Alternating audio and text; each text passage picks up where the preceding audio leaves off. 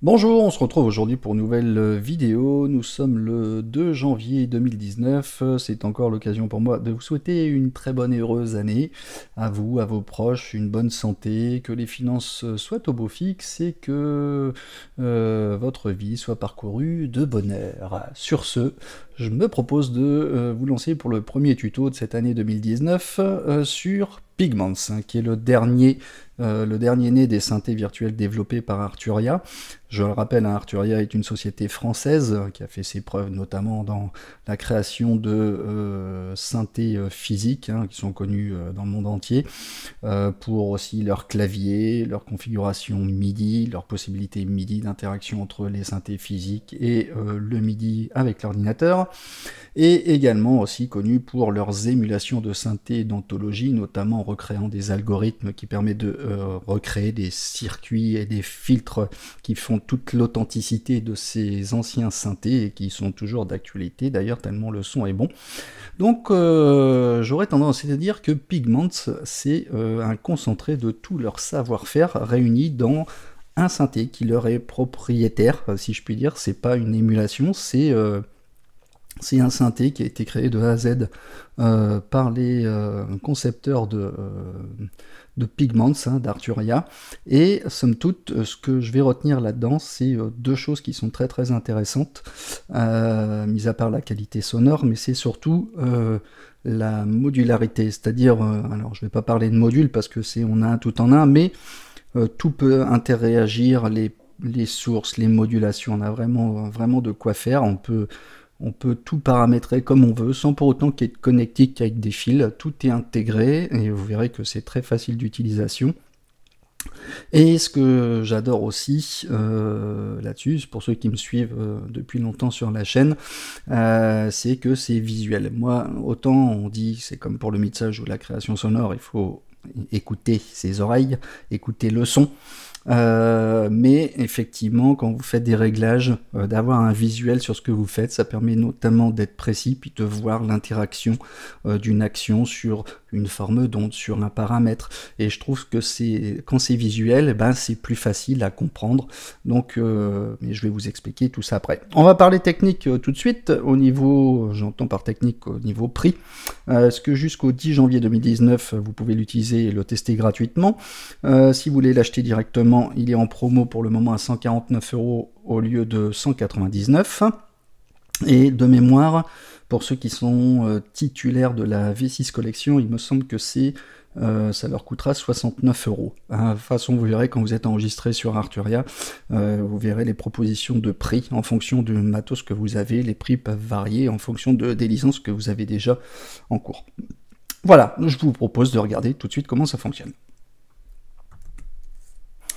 Alors, quand vous chargez Pigments, alors de premier abord, il paraît compliqué parce qu'il y a plein de choses à faire, il y a plein de choses de visuel. Moi perso, je l'ai utilisé déjà pendant une bonne semaine, je suis en train de créer une banque de sons d'ailleurs, donc si les concepteurs d'Arturia ou les commerciaux d'Arturia me regardent, je pourrais peut-être leur faire une banque de sons, puisque là je suis à 19 sons, là j'ai déjà créé 19 presets, c'est pas souvent, mais forcément c'est tellement bien foutu cette interface que ça donne envie de créer.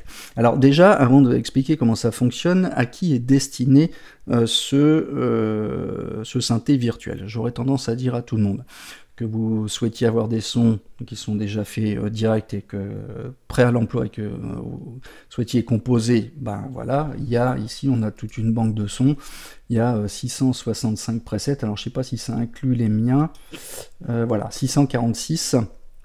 Voilà, 646 presets, ça fait quand même pas mal. Ils sont tous classés ici, je vais y revenir après, mais je reviens sur le fait à qui est destiné en fait ce synthé, donc à tout le monde. Soit vous prenez un son directement, et hop, vous jouez, soit vous êtes sound designer, vous allez vous régaler parce que les possibilités créatives sont quasiment illimitées. On peut rentrer vraiment dans le fond des choses, du moindre réglage, que ce soit sur les filtres, les enveloppes, les choses aléatoires, la synthèse sonore, que ce soit analogique, que ce soit avec la table d'onde. Il y a plein de choses, on y reviendra. Et si vous êtes un peu intermédiaire, vous n'avez pas forcément de lourdes connaissances en termes de sound design, bah, c'est l'occasion justement de vous perfectionner parce que c'est tellement facile à utiliser et visuel que bah, justement vous allez comprendre peut-être pour une fois ce que vous faites et c'est plutôt intéressant. Alors, je vais vous faire une présentation, je ferai peut-être un test des sons, ou peut-être une vidéo à part sur les tests de son, parce que je pense qu'il y a tellement de choses à dire que la vidéo risque d'être un peu longue, je la ferai peut-être en 2 fois. Alors, vous voyez qu'ici, on a donc des types en fait, hein. Vous pouvez entrer déjà ici dans le navigateur recherche, je sais pas si je tape basse, voilà, je vais avoir un résultat tout de suite, soit avec des types ou soit avec des noms qui contiennent le mot basse, hein. On peut supprimer ou libérer tout ça en faisant un clear all. On peut aller filtrer une recherche, c'est-à-dire soit par des types de basse, de brass, des keys, des leads, des orgues, des pads, des percussions, tout ce qui est son séquencé, avec où il y a de la texture, de l'évolution, des effets, les cuivres et des templates. Des templates, ça c'est assez sympa aussi, ça vous donne une bonne base de départ si vous voulez partir avec voilà 3 oscillateurs ou avec des filtres en parallèle ou en série, ou à commencer avec une base de séquenceur, on verra, ou si vous voulez déjà avoir un réglage par défaut où le vibrato est affecté à la molette de modulation ici. Vous voyez, on a des choses possibles. Si vous voulez enlever, on reclique dessus pour désélectionner ce que vous savez sélectionner. Ici, on peut filtrer également par type de son, tout ce qui est acide, assez agressif, des sons plutôt ambiants, bizarres, bright, chiptune, ça c'est moi qui ai rajouté, puisqu'on peut rajouter nos propres styles également. Des sons complexes, plutôt sombres, digital, DRJ, bah ça c'est pour, ça me permet de retrouver rapidement les miens, ceux que je viens de créer. Tout ce qui est ensemble sont évolutifs, FM, funky, hard, etc. Bah, vous savez lire, hein, donc voilà, vous pouvez en créer autant que vous voulez. Ici, donc, vous avez la Factory Soundbank qui est par défaut avec 646 presets. Ici, sur les users, bah, moi là, j'ai commencé à en créer 19. Je vous les ferai peut-être écouter sur la deuxième vidéo.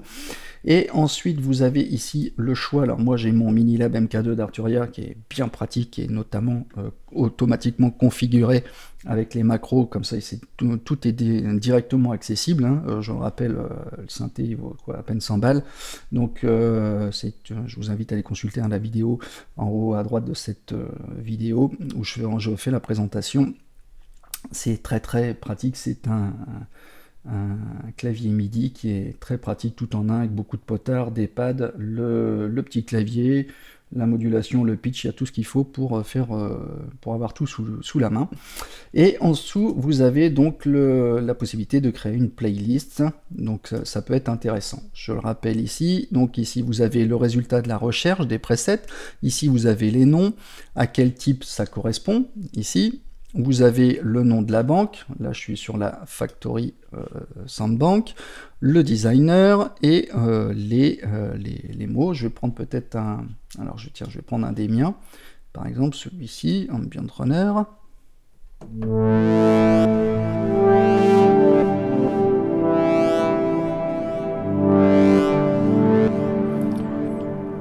Ça c'est un que j'ai créé il n'y a pas longtemps.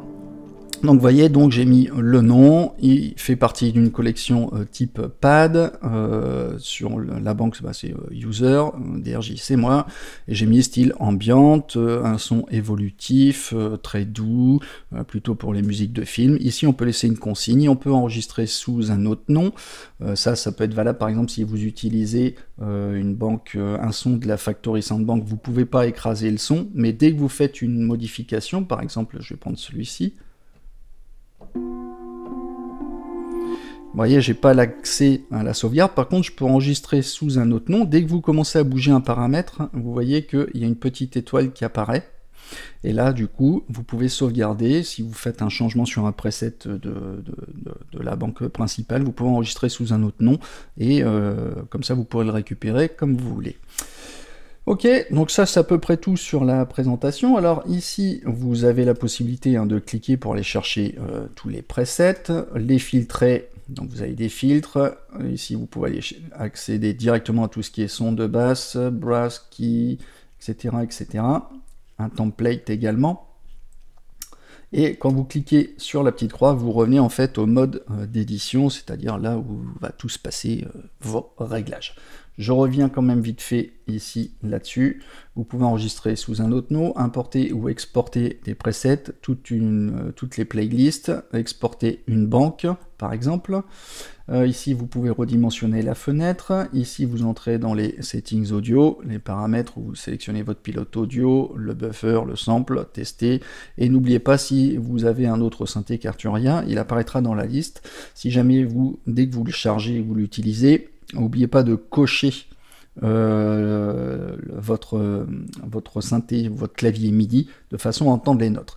J'ai pas précisé également en introduction, vous voyez qu'ici il fonctionne en autonome, hein, le Pigments fonctionne sur Windows, sur Mac, en VST2, VST3, Audio Unit, AAX en 64 bits et aussi en standalone, c'est-à-dire sans avoir besoin pour autant d'utiliser un séquenceur haute. Il fonctionne comme ça, là je l'utilise directement sur mon Mac sans un séquenceur haute. De mémoire aussi, je vous ai pas précisé, il vous en coûtera 1 giga d'espace disque pour au niveau de l'installation, donc vous voyez, c'est pas énorme non plus pour un synthé de cette envergure. Voilà. Donc ici, après, on a des petites choses qui peuvent être sympas au niveau des tutoriels. Une première approche sur la modulation aussi. Bon, ceci dit, si vous regardez ma vidéo, ça ne sera pas forcément utile, mais ça vous indique, ça vous pointe en fait à des endroits précis. Ça vous oblige à cliquer sur un endroit précis pour montrer que vous avez bien compris, pour évoluer dans votre apprentissage. Je vais vous épargner le détail, sinon la vidéo va être trop longue. Ici, vous avez accès au manuel, et ici, sur à propos de... Voilà. Alors, comment ça se passe ici, donc là, on a accès au son, ça je vous l'ai dit tout à l'heure. On peut changer le son précédent, le son suivant. Et ici, vous voyez que l'interface est divisée en plusieurs parties. Ici, vous avez tout ce qui est engine. Voilà, avec des moteurs. Un engine, c'est le moteur audio, soit il est analogique, avec des formes d'ondes analogiques de base qu'on retrouve dans les synthés physiques, et ici, la synthèse donc à table d'onde. Je rappelle pour ceux qui ne savent pas, en gros là, vous voyez qu'on a une forme d'onde, donc on la sélectionne, on peut la triturer. Ici, une table d'onde, c'est une succession d'ondes qui sont les unes après les autres, au nombre de 256, et que l'on peut bouger ici, c'est-à-dire on peut sélectionner, alors, attendez, je vais prendre peut-être un son par défaut, initialiser, voilà, et vous voyez que on sélectionne la forme d'onde que l'on souhaite, vous voyez qu'elle change, hein, ici on a une vue 2D ou une vue 3D, voilà, vous voyez que plus je me promène, plus la forme d'onde change. Alors celles-ci, elles sont relativement simples, mais il y en a qui sont très complexes. On peut revenir avec la vue 3D. Et l'avantage, c'est que vous allez pouvoir sélectionner parmi 256 positions celle qui vous convient, mais aussi c'est d'apporter une modulation de façon à ce qu'il y ait de la texture, que ça bouge dans le temps. Donc on peut arriver à des sons qui sont très très complexes, notamment pour la musique électronique, mais aussi pour des sons de pad, des sons planants, enfin il y a plein de choses à faire. Donc on va voir en détail après comment ça fonctionne. Donc ici on a les moteurs audio, hein, les engines, que l'on active et que l'on désactive comme ceci. Ok, donc on peut faire du layering, c'est-à-dire les superposer. On peut choisir soit deux analogiques, ou une table d'onde et une analogique, ou que un, ou que deux, enfin comme on veut. Ici donc c'est la partie synthé. Ici on a les filtres. Donc en série, en parallèle, on verra, on pourra faire des routings avec plusieurs modes qui sont empruntés, notamment ici avec les filtres Oberheim, ici les filtres Moog, des combes, des phaseurs formants, etc. On va voir ça après. Ici, on a donc une autre fenêtre supérieure qui va nous permettre d'accéder au bus, des effets. On peut mettre 3 effets par bus, donc il y a le bus A, le bus B et les send. Ici, avec possibilité de retour également.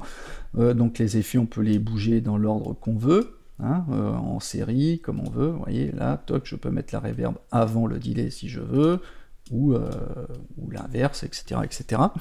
Et ici on a une partie donc séquence, donc soit c'est off, soit une partie arpégiateur où on va plaquer plusieurs notes en même temps, ça va générer des notes. Ici une partie séquenceur, un step séquenceur pour écrire également aussi des notes. On verra qu'on peut apporter aussi des valeurs aléatoires, on peut apporter plein de choses, c'est polyrythmique aussi, on va voir ce que c'est après. Ici, je vais revenir sur un autre son, type disco par exemple. Voilà, et vous voyez que c'est une chose qui est assez bien faite, c'est la petite lumière qui, là où le sound designer vous attire sur les points clés qu'il a mis en évidence, les points à mettre en évidence sur le preset que vous sélectionnez.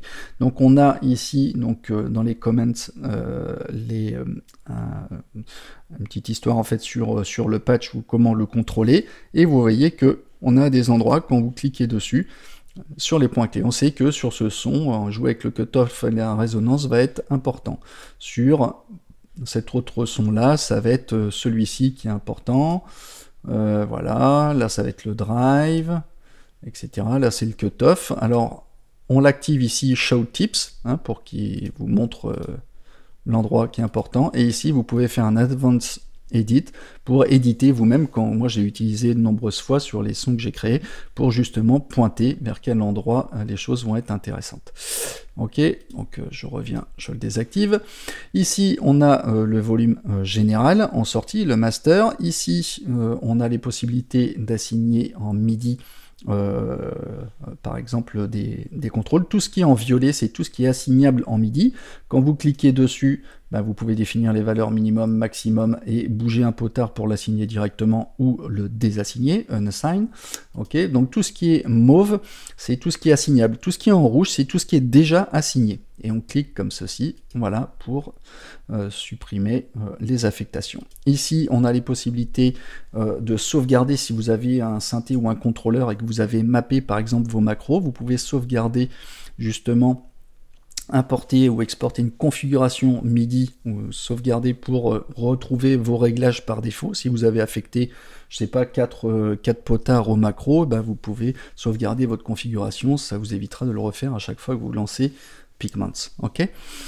En bas ici on a les play modes, donc polyphonie en mono, legato, jusqu'à 32 notes en même temps. Ici, on peut choisir un canal MIDI, et ici, panique, c'est si jamais vous avez un freeze, ça reset en fait le MIDI de façon à ce que ça bloque pas. Ici, vous avez le témoin de surcharge en fait, ou de consommation de votre CPU, de votre processeur. Voilà. Alors, maintenant, on a fait à peu près le tour de l'environnement, on va rentrer un peu plus en détail sur le fonctionnement. Alors, comme je vous l'ai dit, on va partir d'un module ici, par défaut. Voilà, je vais partir avec plutôt un analogique. Pardon. Alors comment ça se passe? Ici on a 3 oscillateurs, on règle le volume comme ceci et on règle la forme de d'onde comme ceci. On peut décider, voilà, sinusoïdal.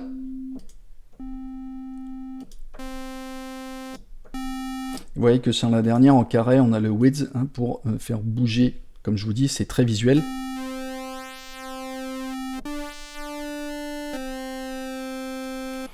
Voilà, tout simple, on va le synchroniser ici avec les autres oscillateurs. Donc pour l'instant, les autres, on les entend pas parce que le volume est à 0. Ok. Donc, je peux monter le deuxième.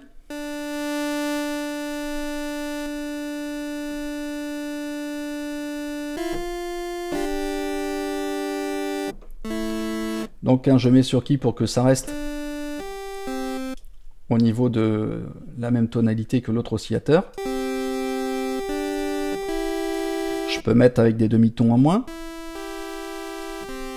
On peut affiner. On double-clique pour revenir à la valeur par défaut, pardon. On va ajouter un autre oscillateur. Vous voyez, on renforce, on donne du corps au son. Ici, on a la possibilité de jouer sur la tonalité générale, c'est-à-dire de l'ensemble des 3 oscillateurs. Alors ici, on a une fonction de quantification qui est intéressante, qui nous permet aussi de choisir, quand on va générer des harmoniques, de choisir sur quelles notes pourront être jouées. Ça, c'est la première fois que je vois ça. C'est relativement intéressant. Après, je vous donnerai peut-être un exemple plus tard, mais on va choisir les notes qui devront être jouées. Quand on module, par exemple, avec un LFO, le paramètre tune, et ben on peut l'obliger à ne jouer que certaines notes et pas d'autres. Et ça, tout ça pour rester dans de l'harmonie, je trouve ça assez sympa.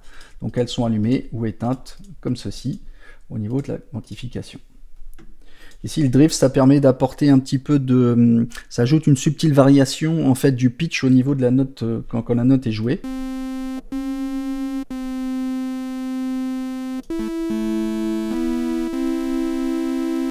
Vous voyez, par rapport à un simple oscillateur.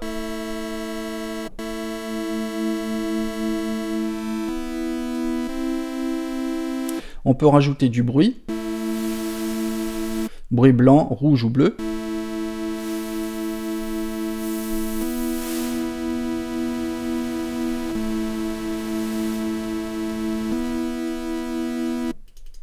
Donc je ne vais pas en mettre ici.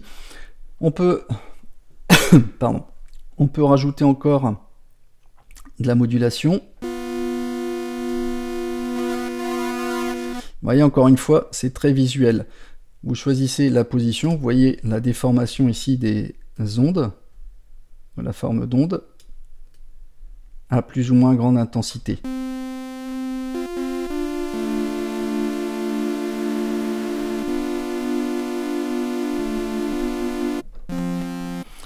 Alors, donc après, avant de vous expliquer les filtres, donc là, effectivement, on peut envoyer vers le filtre 1 ou vers le filtre 2, et le volume de sortie, donc pour aller la section donc de la génération, le générateur de son va aller après dans la section de filtres.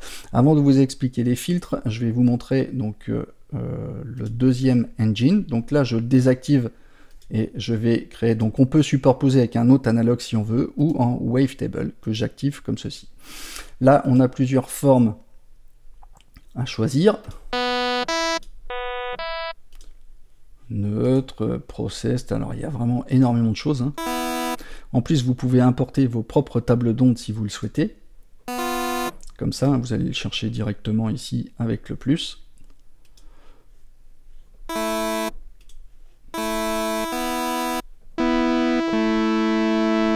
Ok, vous cliquez sur la croix pour après voir comment elle est. Alors vous voyez qu'ici j'ai des choses qui sont assez bizarres. On va faire une vue en 2D pour que vous compreniez la forme. Vous voyez que la base de ma forme d'onde est comme ceci. Mais je peux utiliser celle-ci par exemple.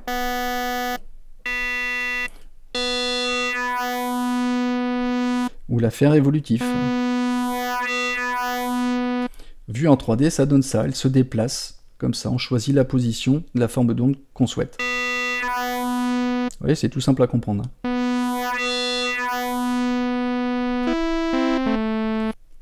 Donc on a les mêmes paramètres que pour l'analogue ici, sur les demi-tons, ou plus finement. Alors ici on a une section, donc unisson en classique ou corde. Donc ici, en classique, on va pouvoir jouer sur les voix.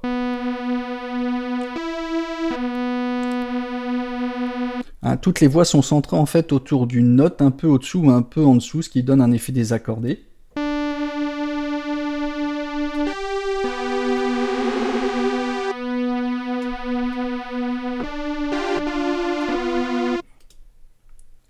Et ici on a le mode corde où là la hauteur en fait des voix est quantifiée en demi-ton de façon à respecter les accords.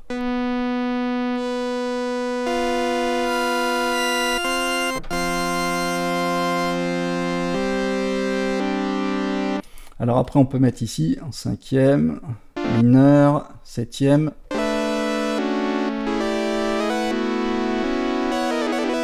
C'est assez extraordinaire.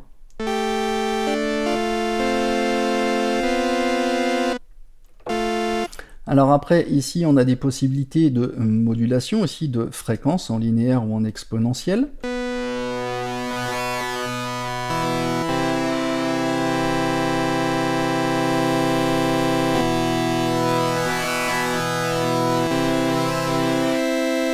Après, on a la phase modulation. Donc la phase modulation, c'est une autre forme de synthèse en fait FM avec un seul algorithme et deux opérateurs qui sont en pile, avec un choix de source évidemment, qui modulation aléatoire ou lui-même.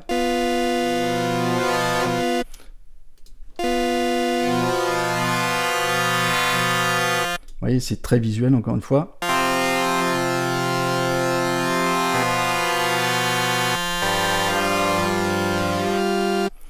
Pour la FM, c'était voilà comme ça. Ici, on a phase distorsion. Là, ça va déformer l'onde en fait, tout comme un miroir réfléchissant un peu dans les fêtes foraines. Vous voyez, on déforme sur la base.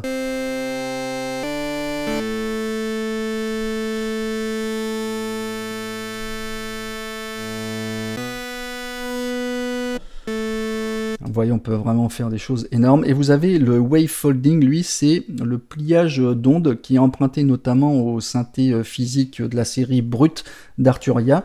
Ça va en fait replier en fait le pic vers le bas. Je vais essayer de prendre peut-être une position voilà, assez haute. Et les pics vont être repliés vers le bas. Vous voyez ? Je vais essayer d'avoir un peu... Regardez, tous les pics, ils vont être... Ils vont revenir vers le bas. Alors, on va zoomer comme ça. Voilà. Toc. Vous voyez ?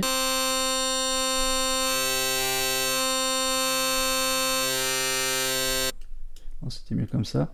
Enfin, voilà. On peut vraiment personnaliser le son comme on veut. Ici, on a un modulateur qui... C'est un oscillateur supplémentaire. Alors celui-là, il est très agressif.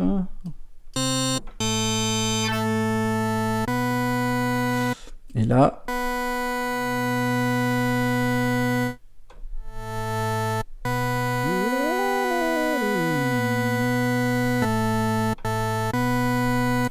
On peut choisir la forme d'onde.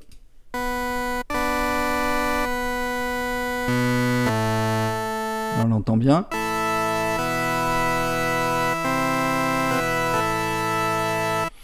Ok, et donc je peux superposer ce son-là à l'autre qu'on a créé tout à l'heure.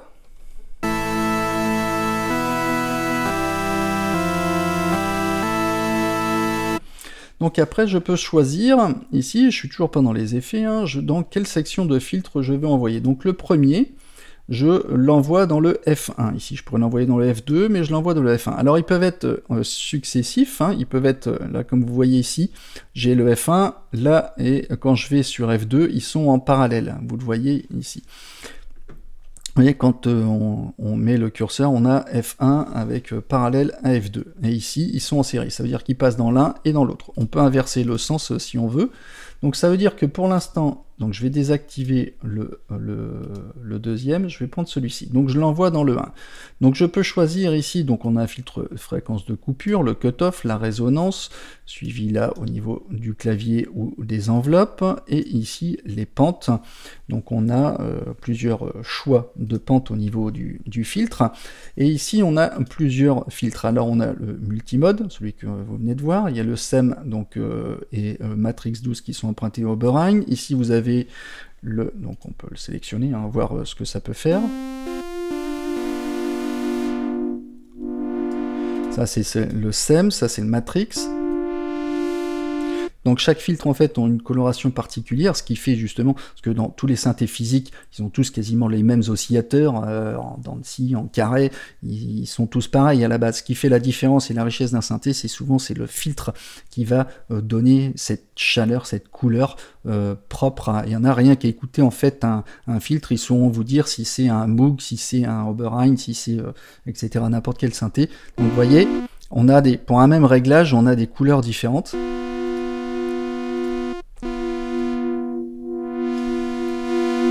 Là j'ai le Moog, donc avec le fameux filtre ladder à 24 dB par octave. On a le Surgeon, lui, alors lui, il fait des pentes dragstick, hein, je crois c'est jusqu'à 64 dB, il me semble. En bande passe, en...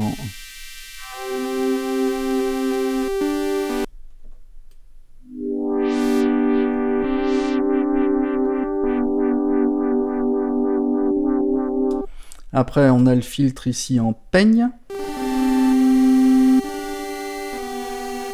Pour générer, augmenter ou supprimer des harmoniques.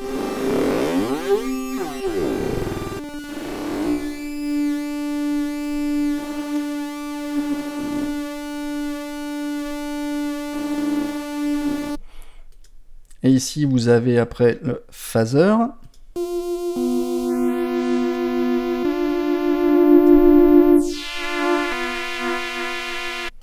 Et ici, vous avez formant, ça c'est pour faire chanter en fait, pour faire parler la synthèse avec les voyelles.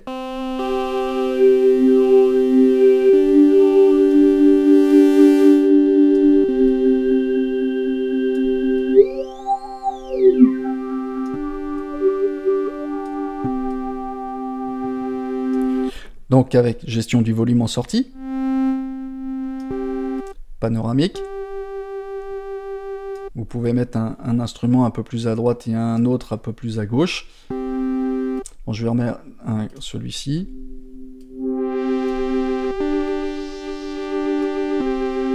Ok, donc j'ai mon analogue, lui il va dans le filtre 1. Je peux activer, alors je vais, pour pas être troublé, je vais désactiver le premier, je vais activer le deuxième. Et lui, je vais lui dire, bah tiens, tu vas dans le deuxième filtre.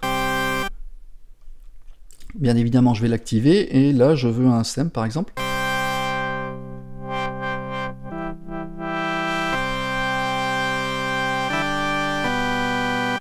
Ok, donc là, même principe, j'active les deux.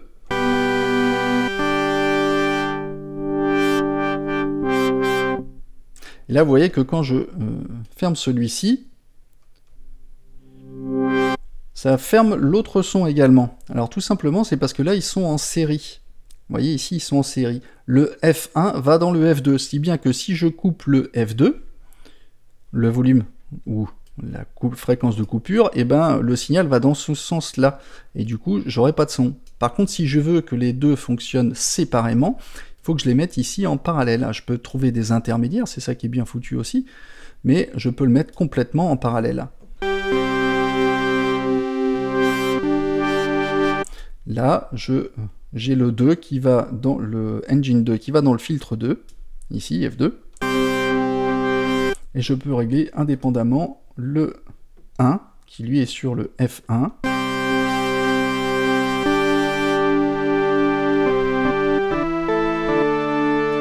Vous voyez, donc c'est quand même bien foutu. Ensuite, on va dans la section ici des effets, où j'ai le bus A, par exemple, où je vais... Alors, au niveau des effets, c'est vrai que je vous en ai pas parlé, on a plusieurs choix. Je vais prendre ici sur une section qui est libre. On a des filtres multiples, un équaliseur paramétrique, un compresseur, ça va être intéressant pour contrôler les pics, puisque là, avec notamment la synthèse à table d'onde, on peut aller dans des sons qui sont assez agressifs, donc c'est bien de contrôler les pics. On peut apporter de la distorsion, du drive justement pour dégrader le son, le wave folder aussi, beat crusher, les chorus, flanger, phaser vont permettre de texturer le son. On a des delays, des reverbs pour donner de la profondeur, donc on a vraiment tout un choix disponible, et notamment à chaque, là par exemple j'ai le delay qui est mis, j'ai des presets qui sont déjà aussi par défaut, vous pouvez sauvegarder les vôtres également. Alors il est allumé ici, alors ici il est allumé mais il est en dry wet à 0, donc c'est comme s'il était éteint, hein. Mais là j'ai un delay.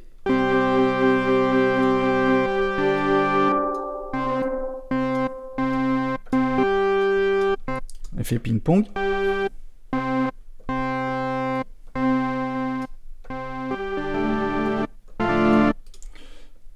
Écho.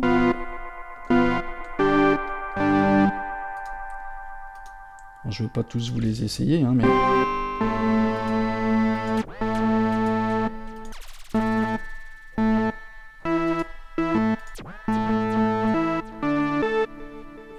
Là, j'active la reverb.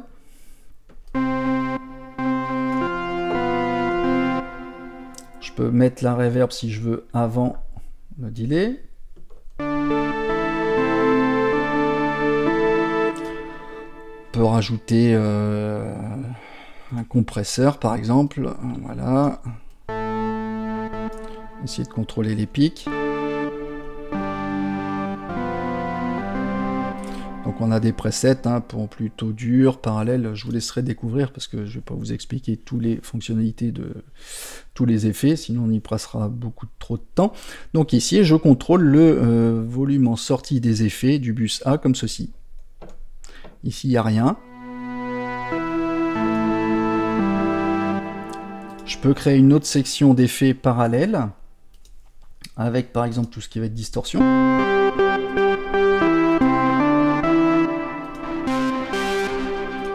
Plus subtil.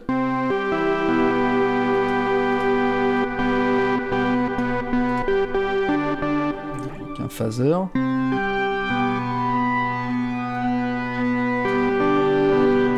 Donc là j'enlève ces effets là. Donc ici encore une fois ils sont en série, donc si je coupe le deuxième, le son ne sortira pas. Je peux les mettre en parallèle.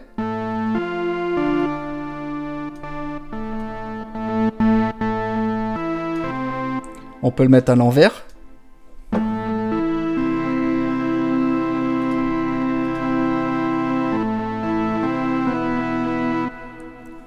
Et ici, j'ai les send que je peux activer également. On va mettre par exemple un stéréo.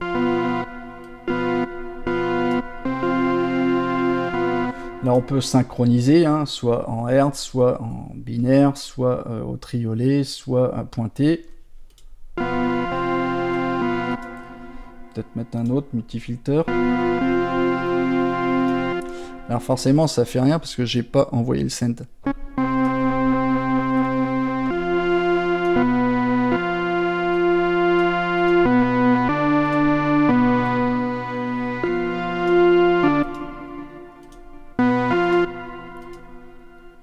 Rétro.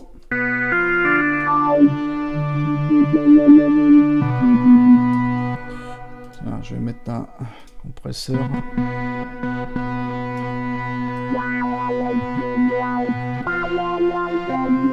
Ouais, je mets un compresseur pour contrôler les pics. Là, si je fais ça,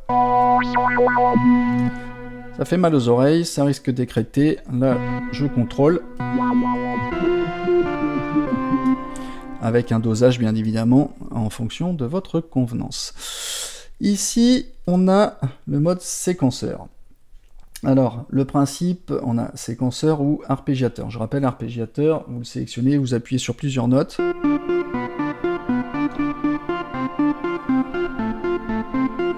Ça vous fait des petites mélodies suivant un certain sens, donc comme jouer en montant, descendant, etc. ou aléatoire. Il y a plein de choses.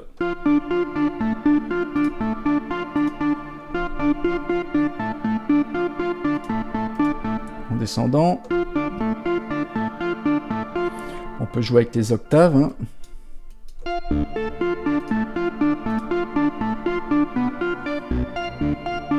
Des vélocités plus ou moins différentes. Et là, on peut activer la polyrythmie de façon à dire, tiens, on va détacher, on va dire, tiens, ça va boucler sur ces trois pas-là.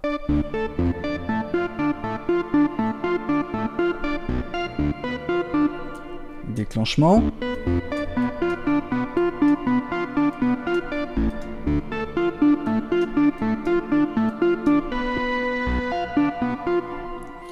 Etc., etc., sur les vélocités, sur le gate, les coupures, sur le slide, le glissement d'une note à l'autre.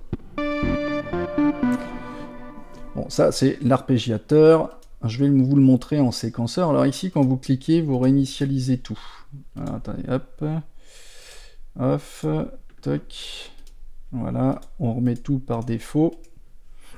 Je vais vous expliquer après les pourcentages avec le D. Donc là, c'est pareil, on a un step séquenceur où on peut choisir directement, vous voyez que quand je bouge, j'ai les notes.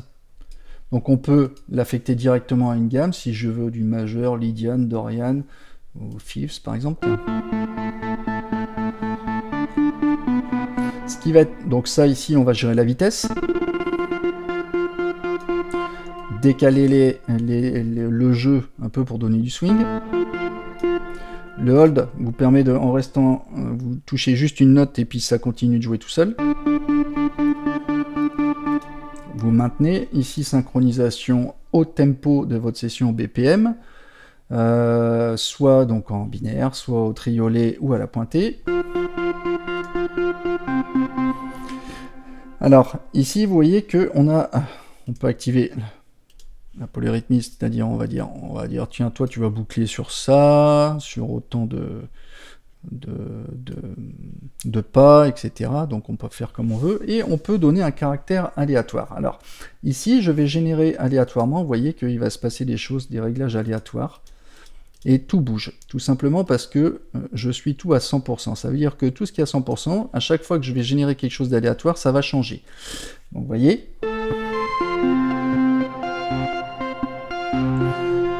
je reclique sur aléatoire, j'ai tout qui change.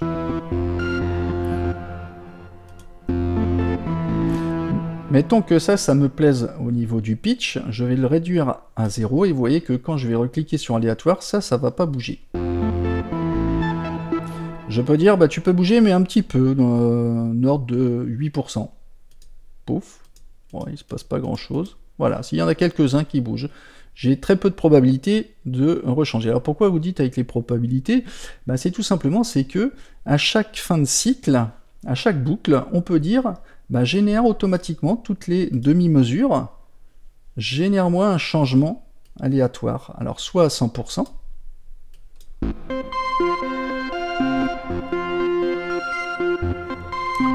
je peux dire le faire, donc ça c'était une demi-mesure, je peux le faire à chaque mesure.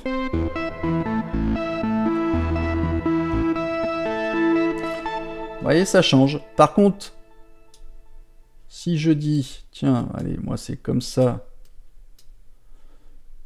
je vais le mettre à 0. Vous voyez que les paramètres du dessous vont changer, tout ce qui est à 100% va changer, toutes les mesures, être régénérées automatiquement, mais ce qui est fixé à 0 ne bougera pas. Il y a des paramètres que je peux fixer si j'ai envie.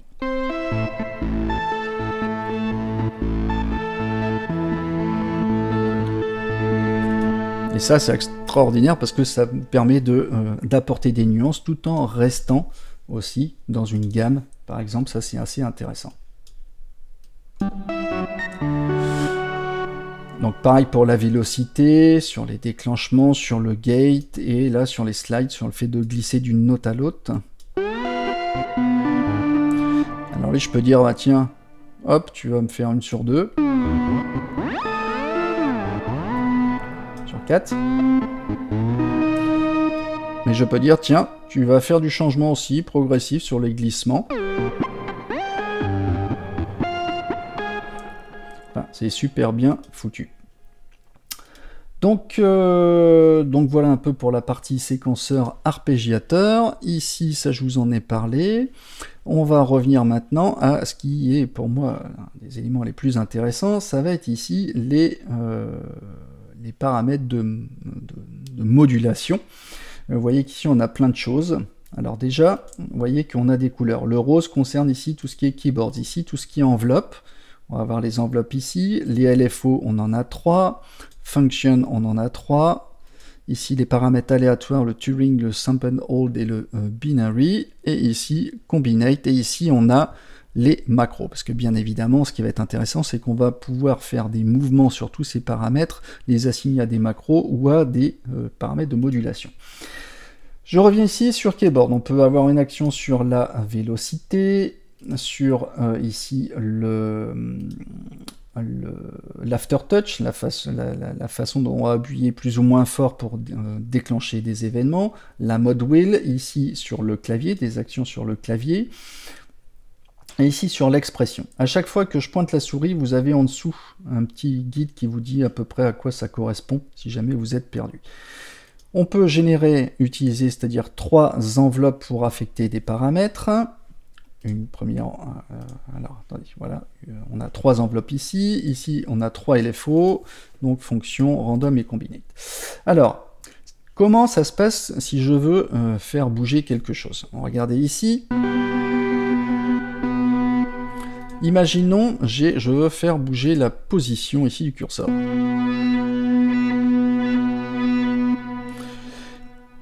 Au lieu de le faire à la souris, comme ça, j'aimerais bien qu'il soit automatisé avec quelque chose. Je peux le faire avec une enveloppe, on va prendre l'exemple d'un LFO. Hein, le LFO, c'est le Low Frequency Oscillator, un oscillateur basse fréquence qui n'est pas audible et qui permet de moduler des paramètres. Je vous invite à aller consulter aussi mon tuto sur le LFO, ça pourra vous aider, vous saurez tout ce qu'il faut savoir sur le LFO en long, en large et en travers. Alors, qu'est-ce que je vais faire? Vous voyez qu'ici j'ai un cycle, hein, j'appuie sur rien, il y a le LFO tourne tout seul en fonction d'une vitesse que je peux déterminer, la phase, c'est-à-dire le déplacer, ici sur la symétrie et ici sur la forme. Vous voyez qu'on peut faire plein de choses avec une courbe progressive, on peut ici suivi de clavier ou adoucir aussi la forme et en mode polar ou unipolar, c'est-à-dire avec un plus, du plus et du négatif ou que sur un côté positif. Ok. Donc ici, mettons que j'ai cette forme d'onde par défaut, on va revenir sur la forme d'onde par défaut, je veux utiliser le LFO1 pour faire bouger le paramètre. Alors bah, c'est tout simple, le LFO1 il se trouve ici, LFO1, et qu'est-ce que je fais?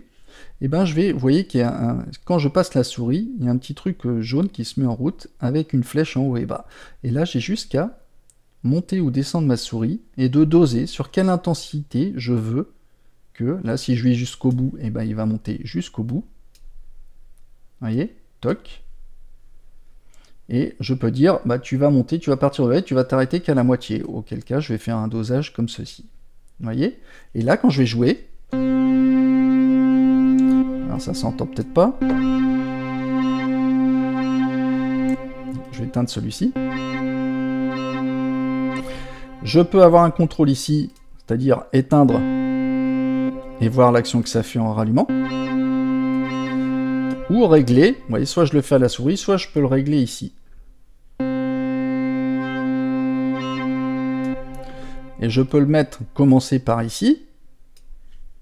Et je peux le mettre en unipolar, et du coup, il va aller que sur un sens. Il va aller que du milieu vers la droite. Et je peux décider qu'il soit aussi que vers la gauche. Et quand je suis comme ça, je suis dans les deux sens. Je détermine ma position, soit au début, soit à la fin. Et de dire, tu pars du haut et tu vas vers le début. Vous aurez compris le système. Très très facile à utiliser. Et vous cliquez ici, hop, pour quitter le menu. Donc je sais que, par exemple, si je vais ici, je vois j'ai un petit plus, je peux cliquer dessus. Clic droit et je vais voir, je sais que ce bouton-là est affecté au modulateur du LFO1. Je peux cliquer dessus pour le supprimer, tout simplement. Ok. Et quand je clique ici sur le plus, clic gauche souris, et ben je sais que ce paramètre est affecté au LFO à une échelle à -1. Ok. Voilà, maintenant je veux par exemple, donc ça c'est le LFO, donc on en a 3, on peut faire des choses, voilà, je peux dire, tiens j'ai une enveloppe, je peux affecter par exemple le cutoff, alors je vais le rallumer par exemple ici,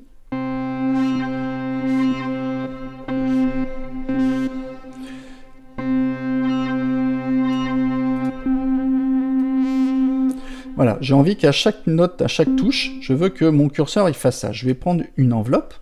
Par exemple, j'ai sélectionné l'enveloppe 2, par exemple, et je vais lui dire, donc je vais pouvoir régler l'attaque, le decay, sustain, release. Je vous invite à aller consulter aussi mon tuto sur les enveloppes, je vous explique à quoi ça sert. Ça sert à moduler donc un paramètre, on va en donner un parfait exemple ici.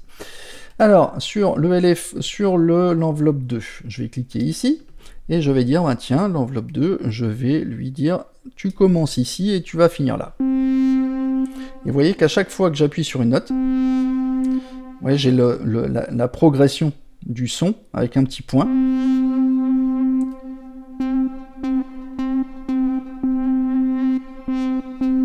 Je veux une attaque rapide. Et à chaque note que je vais jouer, j'aurai ce mouvement de cutoff qui va être mis.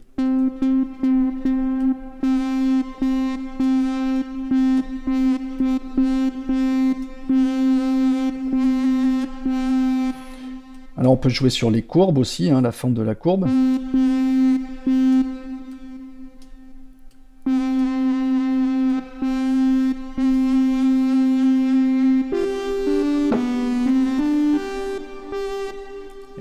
relâchement, etc. Je ne vais pas vous réexpliquer ce qu'est une enveloppe, mais vous voyez, voilà, j'ai fait ma deuxième affectation. Ici, donc je peux dire, ben tiens, sur la mode wheel, la molette de modulation, je vais vouloir jouer, je sais pas.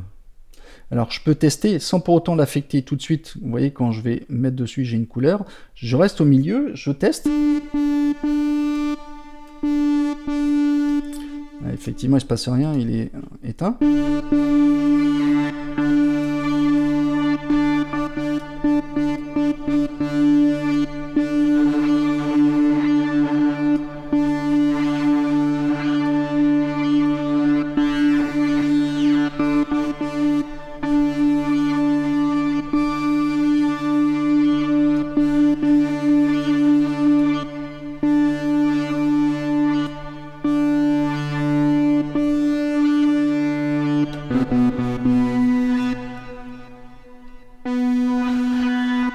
Voilà, je vais prendre ça, je vais dire tiens ça j'ai une action, et ben je suis sur mon mode wheel, hop, je vais dire allez, je vais mettre le curseur à fond.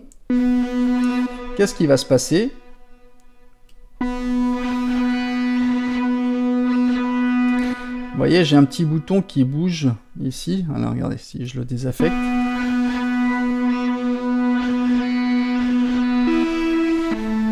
Voilà, je viens de faire une affectation à la molette de modulation, je peux le faire à la vélocité, l'aftertouch, à l'expression, enfin bref, tout ce qu'on veut. Donc je vais vous montrer ici sur fonction. Alors on a des presets, également on peut choisir une forme, par exemple, dire tiens, il y a une forme en escalier. Et ben cette fonction 1, je vais vouloir l'affecter, par exemple, là, je sais pas, un truc sur un effet, par exemple, peut-être pas sur un effet, sur tiens le deuxième curseur de fréquence.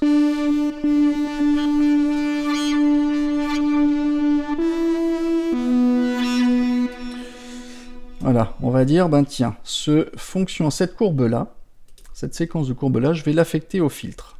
Touc.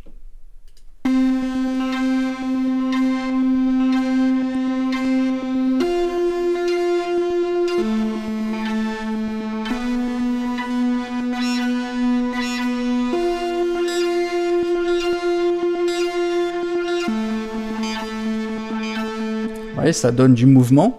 Je peux l'affecter également, ce même paramètre, à un autre paramètre, par exemple, je sais pas...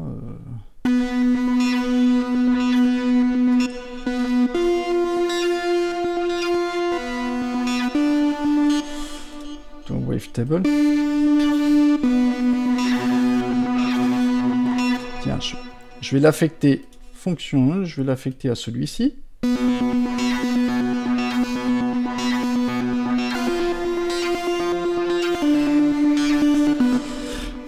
Vous voyez, donc je vais prendre, ici on a une deuxième fonction, on peut alors copier par exemple la 1 si on veut sur la 2, comme ça je reviens sur la 2, j'ai là, puis je peux modifier, on peut être en mode dessin. Vous voyez, si j'ai ici une courbe au milieu, je peux aller la déformer, je peux aller prendre un point, je peux aller double-cliquer pour en créer un autre, déformer, vraiment on peut faire vraiment des choses... immense. Ah, donc pareil en bipolaire ou en unipolaire.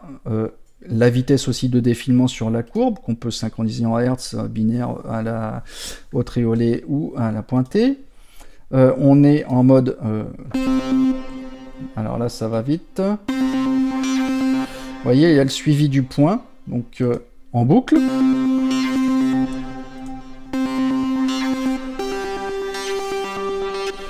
Ou en lecture unique, vraiment on peut faire ce qu'on veut, on peut changer voilà, au niveau des points, enfin il y a plein de choses. On peut aussi générer aléatoirement des choses.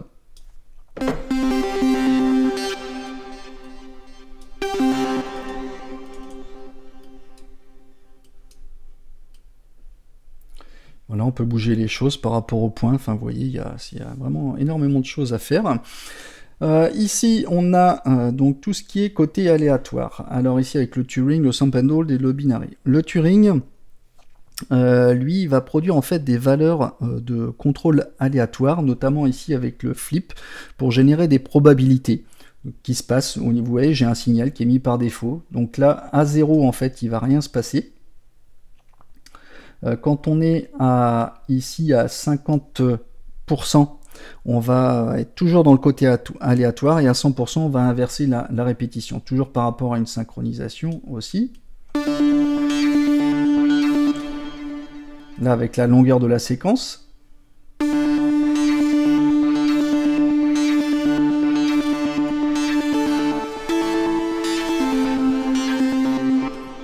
Donc là, on a des valeurs aléatoires. Je peux dire, bah tiens, le Turing, je vais l'affecter à la résonance, comme ça, sur une petite portion. Vous voyez, j'ai un côté aléatoire. Le Samp and Hold, lui, c'est un processus en fait qui capte la tension d'un signal pour le figer en fait sur une période qui est exprimée ici en millisecondes, hein, qu'on peut mettre sur le début et sur l'arrivée et le relâchement, toujours par rapport à une synchronisation, les mêmes synchronisations qu'on a d'habitude. Donc il va se figer sur une période jusqu'à le prochain cycle. Ça donne vraiment un côté aléatoire à la modulation, et on va pouvoir sélectionner n'importe quelle source, que ce soit la vélocité, l'aftertouch, le bruit sur le cable, sur l'expression, sur un LFO, une enveloppe, les fonctions, le Turing, les combes, sur une macro également, le fait de bouger, voilà, par exemple, tiens, regarde, on va prendre avec une macro, on va dire là, macro 1, le fait de bouger ma macro, ça va, voyez, je bouge ma macro, ça a une incidence sur le signal.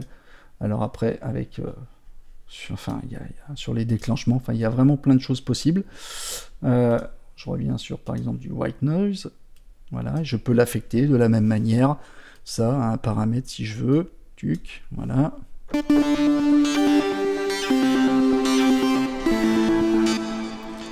Et on a le côté ici binaire, alors là il n'y a pas plus simple, c'est soit on a des 0, soit des 1, et on va régler la vitesse, comme ceci, les probabilités que ça revienne ou pas rapidement, donc soit ça passe pas, c'est du binaire qu'on peut affecter également à un paramètre. Après vous avez le combinate, lui comme son nom l'indique, il va combiner, il va générer en fait une source de modulation à partir de deux autres, c'est-à-dire, on va dire, voilà, par exemple, je sais pas, j'ai le LFO 1 qui est source avec le fonction 1, et là je vais le combiner. Donc après on peut le mettre en addition, en différence, vous voyez là, donc c'est-à-dire j'ai mon LFO 1, c'est-à-dire cette forme là, le LFO 1 avec le fonction 1, c'est-à-dire avec celui-ci, et la combinaison des deux, ça me fait ça. Et là je peux doser l'amplitude. Là, c'est le signal est additionné. Là, il est divisé. Là, il est multiplié. Vous voyez, donc ça me fait, on a vraiment des possibilités illimitées. Divisé. Bon, je vais remettre en multiplié, par exemple. Vous voyez. Et ça, encore une fois, eh ben, c'est la source, donc le comb 1. Je peux aller l'affecter si je veux, par exemple, je sais pas, au dry wet, alors attendez, hop, on va le mettre, je sais pas, par exemple au dry wet de la reverb, je sais pas ce que ça va donner, mais...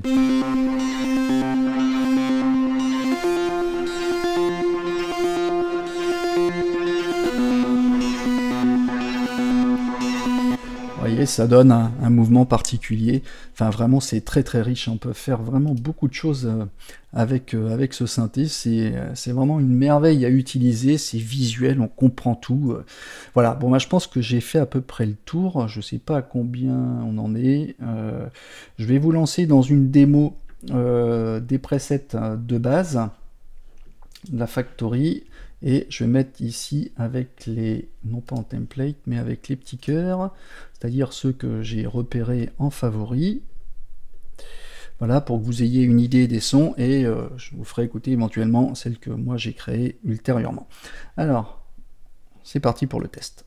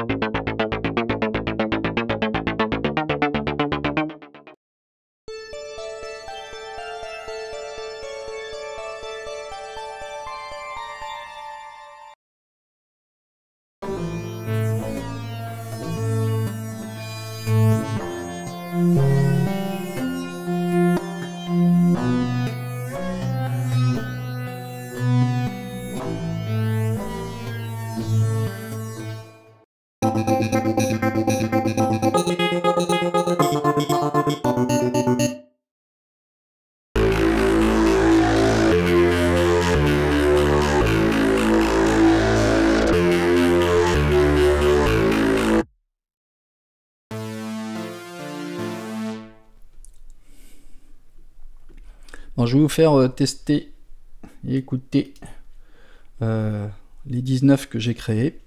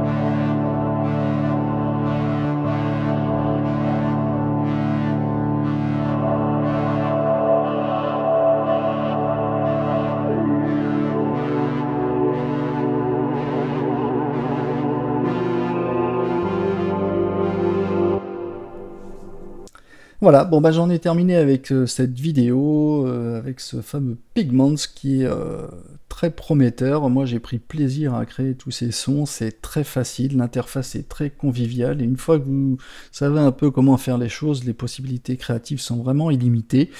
Donc bah, je dis merci à Arturia de nous avoir fait un tel synthé virtuel, c'est un bonheur à utiliser. J'espère que vous prendrez autant plaisir que moi à l'utiliser. Et sur ce, je vous dis à bientôt pour de nouveaux tutos. Allez, ciao ciao!